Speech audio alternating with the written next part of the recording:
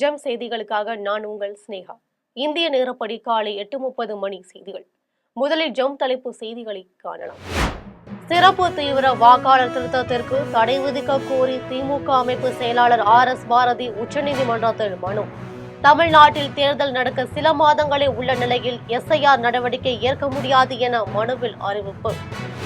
தமிழகம், புதுச்சேரி உள்பட 12 மாநிலங்களில் இன்று முதல் வாக்காளர் பட்டியல் சிறப்பு தீவிர திருத்த பணி தொடக்கம். தலைமை தேர்தல் அதிகாரி அர்ச்சனா பட்நாயக் பேட்டி. கோவையில் மாணவி கூட்டு பாலியல் வன்கொடுமை விவகாரம், 3 பேரையும் சுட்டுப்பிடித்த காவல்துறையினர். அமெரிக்கா விரைவில் அணு ஆயுத சோதனை செய்யும் என அமெரிக்க அதிபர் டிரம்ப் எச்சரிக்கை. ஆயுதங்களின் நம்பகத்தன்மையை உறுதி செய்வதற்காக சோதனை அவசியம் என தெரிவித்தார் அமெரிக்க அதிபர். இனி விரிவான செய்திகளை காணலாம். சிறப்பு தீவிர வாக்காளர் திருத்தத்திற்கு தடை விதிக்க கோரி திமுக சார்பில் உச்சநீதிமன்றத்தில் மனு தாக்கல் செய்யப்பட்டுள்ளது. சிறப்பு தீவிர வாக்காளர் திருத்தத்திற்கு தடை விதிக்க கோரி உச்சநீதிமன்றத்தில் திமுக சார்பில் அமைப்பு செயலாளர் RS பாரதி மனு தாக்கல் செய்துள்ளார். இந்த மனுவில் SIR நடைமுறையில் பல்வேறு குளறுபடியும் இருக்கும் நிலையில் தமிழ்நாட்டில் சீராய்வு மேற்கொள்வதை ஏற்க முடியாது என்றும், பண்டிகை காலத்தில் செய்யப்படும் பணியால் பலர் தங்கள் வாக்குகளை இழக்கும் அபாயம் ஏற்பட்டுள்ளது என்றும் குறிப்பிடப்பட்டுள்ளது. மேலும் பீகாரில் SIR தொடர்பான வழக்கில் இறுதி தீர்ப்பு வராத நிலையிலும், தமிழ்நாட்டில் தேர்தல் நடக்க சில மாதங்களே உள்ள நிலையிலும் SIR நடவடிக்கை மேற்கொள்வது ஏற்க முடியாது என்றும் மனுவில் தெரிவிக்கப்பட்டுள்ளது. தமிழகத்தில் இன்று முதல் வாக்காளர் பட்டியல் திருத்த பணி தொடங்க உள்ளது. தமிழகம், புதுச்சேரி உள்பட 12 மாநிலங்களில் இன்று முதல் வாக்காளர் பட்டியல் சிறப்பு தீவிர திருத்த பணியை தேர்தல் ஆணையம் தொடங்குகிறது. இந்நிலையில் தமிழகத்தில் வாக்காளர் பட்டியல் சிறப்பு தீவிர திருத்தம் தொடர்பாக தலைமை தேர்தல் அதிகாரி அர்ச்சனா பட்நாயக் செய்தியாளர்களிடம் பேட்டி அளித்துள்ளார். அப்போது அவர் தமிழகத்தில் 2002 மற்றும் 2005 ஆண்டுகளில் வெளியிடப்பட்ட இறுதி வாக்காளர் பட்டியலின்படி வாக்காளர் கணக்கெடுப்பு பணி இன்று முதல் தொடங்குகிறது. தொடர்ந்து உரிய ஆவணங்களை காட்டி டிசம்பர் 9ஆம் தேதி வெளியாகும் வரை வாக்காளர் பட்டியலில் இடம்பெறலாம். பின்னர் முகவரி மாற்றம் எதுவும் இருந்தால் விரைவு வாக்காளர் பட்டியலில் பெயர் இடம்பெறாது என கூறினார். தொடர்ந்து அவர் முகவரி மாறியவர்களும் 18 வயது நிரம்பிய புதிய வாக்காளர்களும் அதற்கான ஆவணங்களை டிசம்பர் 7ஆம் தேதி முதல் ஜனவரி 3ஆம் தேதிக்குள் சமர்ப்பித்து 2026 பிப்ரவரி 7ஆம் தேதி வெளியாகும். மேலும் இறுதி வாக்காளர் பட்டியலில் தங்கள் பெயரை இடம்பெற செய்யலாம் என்றும் தெரிவித்துள்ளார். கோவையில் மாணவியை கூட்டு பாலியல் வன்கொடுமை செய்த வழக்கில் தேடப்பட்ட 3 பேரையும் காவல்துறையினர் சுட்டுப் பிடித்தனர். கோவை விமான நிலையத்தின் பின்புறம் நண்பர்களுடன் பேசிக் கொண்டிருந்த கல்லூரி மாணவியை 3 இளைஞர்கள் கடத்தி சென்று பாலியல் வன்கொடுமை செய்து மாணவியை தனியார் கல்லூரி பின்புறம் தூக்கி எறிந்துவிட்டு தப்பி சென்றனர். பின்னர் மாணவி காவல்துறையினரால் மீட்கப்பட்டு தனியார் மருத்துவமனையில் சிகிச்சை பெற்று வருகிறார். இந்த சம்பவம் குறித்து பீளமேடு காவல்துறையினர் வழக்கு பதிவு செய்து 3 பேரையும் பிடிக்க தனிப்படை அமைத்து தேடுதல் பணியில் ஈடுபட்டனர். இந்நிலையில் மாணவியை பாலியல் வன்கொடுமை செய்த குணா தவசி, சதீஷ், கார்த்திக், காளீஸ்வரன் ஆகிய 3 பேரையும் தனிப்படை காவல்துறையினர் சுட்டுப் பிடித்தனர். இது தொடர்பாக காவல்துறையினர் துடியலூர் அருகே காவலரை தாக்கிவிட்டு தப்பியோட முயன்றதாக 3 பேரையும் காலில் சுட்டுப்பிடித்ததாக தெரிவித்தனர். அமெரிக்கா விரைவில் அணு ஆயுத சோதனை செய்ய உள்ளதாக அமெரிக்க அதிபர் டொனால்ட் ட்ரம்ப் தெரிவித்துள்ளார். அமெரிக்க அதிபர் டொனால்ட் ட்ரம்ப் அணு ஆயுத சோதனை குறித்து செய்தியாளர்களிடம் பேட்டி அளித்துள்ளார். இதில் ரஷ்யா, சீனா, வடகொரியா மற்றும் பாகிஸ்தான் நாடுகள் அணு ஆயுத சோதனை செய்கிறது என்றும், ஆனால் அவர்கள் எங்கு சோதனை செய்கிறார்கள் என குறிப்பிடப்படுவதில்லை என்றும் தெரிவித்தார். தொடர்ந்து பேசிய ட்ரம்ப், அமெரிக்கா ஒரு திறந்த சமூகம் என்றும், அமெரிக்காவும் அணு ஆயுத சோதனை செய்ய உள்ளதாகவும், ஆயுதங்களின் நம்பகத்தன்மையை உறுதி செய்வதற்காக சோதனை அவசியம் என்றும் கூறினார். ஹிமாச்சல பிரதேச முதலமைச்சர் சுக்வீந்தர் சிங் இந்திய மகளிர் கிரிக்கெட் அணியை சார்ந்த ரேணுகா சிங் தாக்கூருக்கு 1 கோடி ரூபாய் பரிசு அறிவித்துள்ளார். மகளிர் கிரிக்கெட் உலக கோப்பையை இந்திய அணி வென்றுள்ளது. இந்நிலையில் செய்தியாளரை சந்தித்து பேசிய ஹிமாச்சல பிரதேச முதலமைச்சர் சுக்வீந்தர் சிங் வெற்றி பெற்ற இந்திய வீராங்கனைகளுக்கு வாழ்த்து தெரிவித்தார். இது வரலாறு காணாத வெற்றி என்றும், இந்திய அணியில் இடம்பெற்ற தங்கள் மாநிலத்தை சார்ந்த ரேணுகா சிங் தாக்கூருக்கு சிறப்பாக விளையாடியதாகவும் தெரிவித்தார். தங்கள் மாநிலத்திற்கு பெருமை சேர்த்த அவருக்கு 1 கோடி ரூபாய் ஊக்கத்தொகை வழங்கப்படும் என்றும் அவர் கூறினார். இலங்கை சிறையில் உள்ள தமிழக மீனவர்களை உடனடியாக விடுவிக்க மத்திய அரசு நடவடிக்கை எடுக்க வேண்டும் என்று தமிழக முதலமைச்சர் ஸ்டாலின் வேண்டுகோள் விடுத்துள்ளார். வெளியுறவுத்துறை அமைச்சர் ஜெய்சங்கருக்கு முதலமைச்சர் எழுதியுள்ள கடிதத்தில், நாகப்பட்டினம் மாவட்டத்தை சேர்ந்த 35 மீனவர்களும், ராமநாதபுரம் மாவட்டத்தை சேர்ந்த 4 மீனவர்களும் இலங்கை கடற்படையால் கைது செய்யப்பட்டுள்ளதை குறிப்பிட்டுள்ளார். இலங்கை சிறையில் உள்ள அனைத்து தமிழக மீனவர்களையும் அவர்களது மீன்பிடி படகுகளையும் விடுவிப்பதற்கு உடனடியாக தூதரக நடவடிக்கைகளை மேற்கொள்ள வேண்டும் என்று வெளியுறவுத்துறை அமைச்சருக்கு முதலமைச்சர் ஸ்டாலின் வேண்டுகோள் விடுத்துள்ளார். வாக்காளர் பட்டியல் சிறப்பு தீவிர திருத்தம் தொடர்பாக சென்னை மாவட்ட தேர்தல் அதிகாரி குமரகுருபரன் தலைமையில் அனைத்து கட்சி கூட்டம் நடைபெற்றது.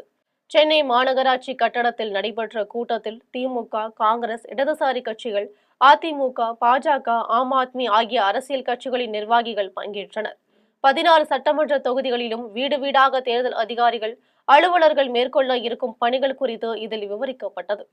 தமிழ்நாட்டுக்கு வந்துள்ள வடமாநில தொழிலாளர்களை வாக்காளர் பட்டியலில் சேர்ப்பதற்கு திமுக, காங்கிரஸ், இடதுசாரி கட்சிகள் இந்த கூட்டத்தில் எதிர்ப்பு தெரிவித்தனர். திருவள்ளூர் மாவட்டத்தில் உள்ள 35,82,000 வாக்காளர்களுக்கும் கணக்கெடுப்பு படிவம் அந்தந்த வாக்காளர்கள் வசிக்கும் இல்லங்களுக்கு சென்று வாக்குச்சாவடி நிலை அலுவலர் மூலமாக படிவங்களை வழங்கப்பட உள்ளதாக மாவட்ட ஆட்சியர் பிரதாப் தெரிவித்துள்ளார். திருவள்ளூர் மாவட்டம் முழுவதும் வாக்காளர் பட்டியல் சிறப்பு தீவிர திருத்தம் 2026 தொடர்பாக மாவட்ட ஆட்சியர் பிரதாப் செய்தியாளர்களை சந்தித்து பேசினார். அப்போது திருவள்ளூர் மாவட்டத்தில் உள்ள 35,82,000 வாக்காளர்களுக்கும் கணக்கெடுப்பு படிவம் அந்தந்த வாக்காளர் வசிக்கும் இல்லங்களுக்கு சென்று வாக்குச்சாவடி நிலை அலுவலர் மூலமாக நவம்பர் 4ஆம் தேதி முதல் டிசம்பர் 4ஆம் தேதி வரை படிவங்கள் வழங்கப்பட உள்ளதாகவும், அந்த படிவத்தில் வாக்காளரது பெயர், புகைப்படம், மாநிலம், தொகுதி, பாகம் எண் மற்றும் பாகத்தில் வரிசை எண் அதில் அச்சடிக்கப்பட்டுள்ளதாகவும், அப்படிவத்தில் அதற்குரிய இடத்தில் வாக்காளர் அவரது பிறந்த தேதி, கைபேசி எண், தந்தை பெயர், தாயார் பெயர் மற்றும் ஆதார் எண் குறிப்பிட வேண்டும் என்று மாவட்ட ஆட்சியர் பிரதாப் தெரிவித்துள்ளார். மேலும் வாக்காளர் 40 வயதிற்கு மேற்பட்டவராக இருந்தால் அவர் 2002, 2005ஆம் ஆண்டு நடைபெற்ற சிறப்பு தீவிர திருத்த வாக்காளர் பட்டியலில் பெயர் இருப்பின் அப்பட்டியலின் தொகுதி எண், பாகம் எண், வார்டு எண் ஆகியவற்றுடன் பெயர் மற்றும் இதர விவரங்கள் குறிப்பிட வேண்டும் என்றும், இவ்விவரங்களை வாக்குச்சாவடி மைய அலுவலர் பூர்த்தி செய்ய உதவி புரிவார் என்றும் மாவட்ட ஆட்சியர் பிரதாப் தெரிவித்துள்ளார். அன்னைக்கு நைட்டு 12 மணியோட வாக்காளர் பதிவை ஃப்ரீஸ் பண்ணியிருந்தாங்க. அந்த ஓட்டர் லிஸ்ட்டை ஃப்ரீஸ் பண்ணி அன்றைய தேதியிலேருந்து நம்ம கணக்கெடுத்து இந்த பணியை நடத்த போகிறோம்.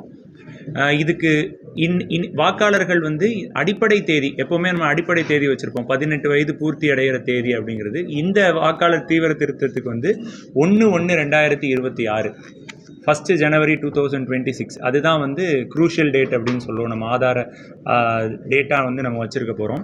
நம்ம மாவட்டத்தில் 27/10/2025 படி பார்த்தோம்னா மொத்தம் 35,82,000 வாக்காளர்கள், நம்ம 10 தொகுதிகளையும் சேர்த்து நம்ம. கோவையில் கல்லூரி மாணவி கூட்டு பாலியல் வன்கொடுமை செய்யப்பட்டது திமுக ஆட்சியில் பெண்களுக்கு பாதுகாப்பு இல்லை என்பதற்கு சான்றாகும் என்று பாஜக தேசிய மகளிரணி தலைவி வானதி தெரிவித்துள்ளார். அவர் வெளியிட்டுள்ள அறிக்கையில், கல்லூரி மாணவியை 3 கடத்தி சென்று கூட்டு பாலியல் வன்கொடுமை செய்திருக்கும் செய்தி பேரதிர்ச்சி அளிப்பதாக குறிப்பிட்டுள்ளார். தமிழ்நாட்டின் 2வது பெரிய தொழில் வணிக நகரான கோவையில் பெண்களுக்கு, அதுவும் மாணவிக்கு பாதுகாப்பு இல்லை என்று தெரிவித்துள்ளார். தமிழ்நாட்டில் திமுக ஆட்சிக்கு வந்த பிறகு பெண்களுக்கு பாதுகாப்பற்ற சூழல் ஏற்பட்டுள்ளதாகவும், காவல்துறையை தனது கட்டுப்பாட்டில் வைத்திருக்கும் முதலமைச்சர் மு.க.ஸ்டாலின் தான் இதற்கு பதிலளிக்க வேண்டும் என்றும் வானதி தெரிவித்துள்ளார். பெண்களுக்கு எதிரான குற்றங்கள் அதிகரிக்க மது, கஞ்சா உள்ளிட்ட போதைப் பொருட்கள் தான் காரணம் என்பதால் அவற்றின் புழக்கத்தை கட்டுப்படுத்த வேண்டும் என்று வானதி வலியுறுத்தியுள்ளார். கரூர் கூட்ட நெரிசல் உயிரிழப்பு வழக்கில் சென்னை அருகே பனையூரில் உள்ள தமிழக வெற்றிக் கழகத்தின் தலைமையகத்தில் சிபிஐ அதிகாரிகள் விசாரணை மேற்கொண்டனர். கரூரில் தமிழக வெற்றிக் கழகத்தின் தலைவர் விஜயின் பரப்புரை கூட்டத்தில் நெரிசலில் ஏற்பட்டதில் 41 பேர் உயிரிழந்தனர். 50க்கும் மேற்பட்டோர் காயமடைந்தனர். இது தொடர்பாக சிபிஐ விசாரணைக்கு உச்சநீதிமன்றம் உத்தரவிட்டது. இந்நிலையில் சனிக்கிழமை கரூரில் கூட்ட நெரிசல் நேர்ந்த இடத்தை சிபிஐ அதிகாரிகள் பார்வையிட்டு ஆய்வு செய்தனர். இதையடுத்து நேற்று சென்னை அருகே பனையூரில் உள்ள தமிழக வெற்றிக் கழகத்தின் தலைமையகத்தில் சிபிஐ அதிகாரிகள் விசாரணை மேற்கொண்டனர். மகாராஷ்டிராவின் புனே மாவட்டத்தில் 13 வயது சிறுவனை சிறுத்தை கடித்து கொன்றதை கண்டித்து ஊர் மக்கள் சாலை மறியல் போராட்டத்தில் ஈடுபட்டனர். மகாராஷ்டிராவின் புனே மாவட்டத்தில் சிரூர் வட்டத்தில் கரும்பு தோட்டத்தில் பதுங்கியிருந்த சிறுத்தை அருகில் விளையாடி கொண்டிருந்த 13 வயது சிறுவனை கடித்து கொன்றது. இதை கண்டித்து அந்த ஊரின் பொதுமக்கள் புனே நாசிக் விரைவு நெடுஞ்சாலையில் மறியலில் ஈடுபட்டனர். இதனால் சாலையில் நெடுந்தொலைவுக்கு வாகனங்கள் அணிவகுத்து நின்றன. கோவையில் கல்லூரி மாணவி பாலியல் வன்கொடுமை செய்யப்பட்ட பகுதியில் சட்டவிரோதமாக மது விற்று வந்த டாஸ்மாகை நாம் தமிழர் கட்சியினர் அடித்து உடைத்து சூறையாடி உள்ளனர். மதுரையை சேர்ந்த 21 வயது மாணவி கோவையில் உள்ள கலைக்கல்லூரியில் முதுகலை 1ஆம் ஆண்டு படித்து வருகிறார். அவரும் அவரின் ஆண் நண்பரும் விமான நிலையத்தின் பின்புறம் உள்ள ஆள் நடமாட்டம் இல்லாத பகுதியில் சனிக்கிழமை இரவு 11 மணி அளவில் காருக்குள் பேசிக் கொண்டிருந்தனர். அப்போது அங்கு வந்த மூவர் ஆண் நண்பரை தாக்கிவிட்டு அந்த பெண்ணை இழுத்து சென்று கூட்டு பாலியல் வன்கொடுமை செய்தனர்.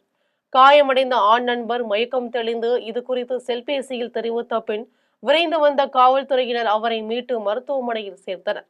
காட்டுப்பகுதியில் ஆடையின்றி அலங்கோலமாக கிடந்த மாணவியை ஞாயிற்றுக்கிழமை காலை கண்டுபிடித்து தனியார் மருத்துவமனையில் சிகிச்சைக்கு சேர்த்தனர். தமிழ்நாட்டையே அதிர்ச்சிக்குள்ளாக்கிய இந்த வன்கொடுமை குறித்து வழக்கு பதிந்த காவல்துறையினர் கொடியவர்களை மூவரையும் கண்டுபிடிப்பதற்காக தேடி வருகின்றனர். இந்நிலையில் மாணவி பலாத்காரம் செய்யப்பட்ட இடத்தில் சட்டவிரோதமாக செயல்பட்டு வந்த டாஸ்மாக் மதுபார் தான் இப்பகுதியில் குற்றங்கள் நிகழ்வதற்கு காரணம் என கூறப்படுகிறது. இதையடுத்து பிருந்தாவன் நகரில் ஒதுக்குப்புறமாக உள்ள டாஸ்மாக் பாரை நாம் தமிழர் கட்சியினர் அடித்து நொறுக்கி உடைத்து சூறையாடி உள்ளனர். சேலம் சிறை தியாகிகள் ஜோதி பயணம் ஓமலூரில் தொடங்கியுள்ளது. கோவை மாவட்டத்தில் இந்திய தொழிற்சங்க மையத்தின் மாநில மாநாடு நடக்கிறது. இதன் ஒரு பகுதியாக சேலம் சிறை தியாகிகள் ஜோதி பயணம் ஓமலூரில் தொடங்கியுள்ளது. இதில் இந்திய தொழிற்சங்க மாநில தலைவர் நாகராஜன் மற்றும் நிர்வாகிகள் கலந்து கொண்டு பேசினர். சுதந்திரத்திற்கு பிறகு மக்களுக்கு அடிப்படை தேவைகள் கேட்டு வெடித்த புரட்சியை தொடர்ந்து மத்திய சிறை அனெக்ஸ் பகுதியில் தமிழ்நாடு, கேரளா, கர்நாடகா ஆகிய பகுதிகளை சேர்ந்த 22 கம்யூனிஸ்டுகள் சுட்டுக் கொல்லப்பட்டனர். அவர்களின் தியாகத்தை போற்றும் வகையில் ஜோதி பயணம் நடத்தப்படுகிறது. மேலும் தொழிலாளர்களுக்கு குறைந்தபட்ச ஊதியமாக 26,000 ரூபாயும் ஓய்வூதியமாக 9,000 ரூபாயும் வழங்க வேண்டும் என்றும் கோரிக்கை விடுத்தனர். பழைய ஓய்வூதிய திட்டத்தை நடைமுறைப்படுத்த வேண்டும் என்றும் கோரிக்கை விடுத்துள்ளனர். பெரம்பலூர் மாவட்டத்தில் உரத்தில் மணல் கடப்படம் செய்ததை வருவாய் அலுவலரிடம் காட்டிய விவசாயி நடவடிக்கை எடுக்கும்படி கோரிக்கை விடுத்துள்ளார். பெரம்பலூர் மாவட்டம் காட்டூரை சேர்ந்த விவசாயி கோபி தனது வயலில் பயிரிடப்பட்டுள்ள மக்காச்சோளத்திற்கு போடுவதற்காக உரக்கடையில் கலப்பு உரம் 5 மூட்டை வாங்கி வந்துள்ளார். அது தண்ணீரில் கரையாமல் இருந்ததால் அதில் அதிகமான மணல் இருப்பது தெரிய வந்தது. இது குறித்து கடை உரிமையாளரிடம் கேட்டபோது முன்னுக்கு பின் முரணாக பேசியுள்ளார். இதையடுத்து மணல் கலப்படம் உள்ள கலப்பு உர மூட்டையுடன் மாவட்ட ஆட்சியர் அலுவலகத்திற்கு வந்த விவசாயி வருவாய் அலுவலரிடம் காட்டினார். அவர் வேளாண்மை துறை அதிகாரியை அழைத்து அந்த உரக்கடையில் நேரில் சென்று ஆய்வு செய்து தகவல் தருமாறு உத்தரவிட்டார். அருள்மிகு ஸ்ரீ சதுர்வேத சோமநாத ஈஸ்வரர் ஆலயத்தில் பிரதோஷ தினத்தை முன்னிட்டு நந்தி பகவானுக்கு சிறப்பு அபிஷேக ஆராதனை நடைபெற்றது. திருவண்ணாமலை மாவட்டம் மங்களம் கிராமத்தில் அமைந்துள்ள அருள்மிகு ஸ்ரீ சதுர்வேத சோமநாத ஈஸ்வரர் ஆலயத்தில் ஐப்பசி மாத சோமவார வளர்ப்பிறை பிரதோஷ தினத்தை முன்னிட்டு நந்தி பகவானுக்கு சிறப்பு அபிஷேக ஆராதனை நடைபெற்றது. இதில் நந்தி பகவானுக்கு சந்தனம், பால், தயிர், தேன், இளநீர், விபூதி, குங்குமம், பன்னீர், பஞ்சாமிர்தம் உள்ளிட்ட திரவியங்களை கொண்டு அபிஷேகம் செய்து பல்வேறு மலர்களால் அலங்கரிக்கப்பட்டு தீபாராதனை நடைபெற்றது. இதில் மங்களம் மற்றும் அதன் சுற்றுவட்டார கிராமங்களில் இருந்து திரளான பக்தர்கள் கலந்து கொண்டு சாமி தரிசனம் செய்தனர். அண்ணாமலையார் திருக்கோவில் கார்த்திகை தீப திருவிழா நிகழ்ச்சி பத்திரிகை அண்ணாமலையார் சம்பந்த விநாயகர் சன்னதியில் வைத்து சிறப்பு பூஜை செய்யப்பட்டது. திருவண்ணாமலை அண்ணாமலையார் திருக்கோவில் கார்த்திகை தீப திருவிழாவின் நிகழ்ச்சி பத்திரிகை அண்ணாமலையார் கோவிலில் உள்ள சம்பந்த விநாயகர் சன்னதியில் வைத்து சிறப்பு பூஜைகள் செய்யப்பட்டது. திருக்கோவிலின் கார்த்திகை தீப திருவிழா ஆண்டுதோறும் சிறப்பாக கொண்டாடப்பட்டு வருகிறது. இவ்வாண்டு திருவண்ணாமலை அண்ணாமலையார் திருக்கோவிலின் திருவிழாவின் பத்திரிகை அண்ணாமலையார் கோவில் சிறப்பு பூஜைகள் செய்யப்பட்டது. இந்த திருவிழாவானது நவம்பர் 21ஆம் தேதி துர்க்கை அம்மன் உற்சவம், 22ஆம் தேதி பிடாரி அம்மன் உற்சவம், 23ஆம் தேதி விநாயகர் உற்சவம் நடைபெற உள்ளது. அதைத் தொடர்ந்து திருவிழாவின் முதல் நாளான நவம்பர் 24ஆம் தேதி அண்ணாமலையார் சன்னதி தங்கக்கொடி மரத்தில் கொடியேற்றம் நடைபெற உள்ளது. இதனைத் தொடர்ந்து முக்கிய நிகழ்வான பஞ்சமூர்த்திகள் மகாரதங்களின் தேரோட்டம் 7ஆம் நாளான நவம்பர் 30ஆம் தேதி நடைபெற உள்ளது. தொடர்ந்து 10ஆம் நாள் டிசம்பர் 3ஆம் தேதி அதிகாலை 4 மணி அளவில் பரணி தீபமும் மாலை 6 மணிக்கு அண்ணாமலையார் மலை மீது மகா தீபமும் ஏற்றப்பட உள்ளது. இந்த மகா தீபத்தை காண வெளிநாடுகளில் இருந்து வெளி மாநிலங்களில் இருந்தும் தமிழகத்தில் இருந்தும் லட்சக்கணக்கான பக்தர்கள் வர உள்ளனர். இந்நிகழ்ச்சியில் கோவில் இணை ஆணையர் பரணிதரன், தலைமை குழுக்கள் ரமேஷ் உள்ளிட்ட ஏராளமானோர் கலந்து கொண்டனர். பெரம்பலூர் அருகே காரக்குடி கிராமத்தில் ஐயனார் கோவில் உண்டியல் வைப்பதற்கு பொதுமக்கள் எதிர்ப்பு தெரிவித்து ஆர்ப்பாட்டத்தில் ஈடுபட்டனர். பெரம்பலூர் மாவட்டம் குன்னம் அடுத்த காரக்குடி கிராமத்தில் அமைந்துள்ள ஐயனார் திருக்கோவிலை கிராம மக்களே புனரமைப்பு செய்தனர். இதையடுத்து கடந்த 2 ஆண்டுகளுக்கு பிறகு கோவிலின் கும்பாபிஷேகம் நடைபெற்றது. அதனைத் தொடர்ந்து இந்த ஆண்டு கோவிலின் திருவிழா நடைபெற்றது.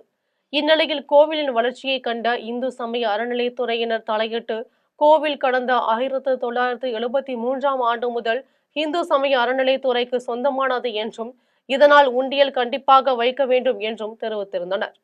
இந்நிலையில் கடந்த மாதம் கோவிலில் உண்டியல் வைப்பதற்காக காவல்துறை உதவியுடன் இந்து சமய அறநிலையத்துறை காரக்குடி கிராமத்தில் உள்ள ஐயனார் கோவிலுக்கு வந்தனர்.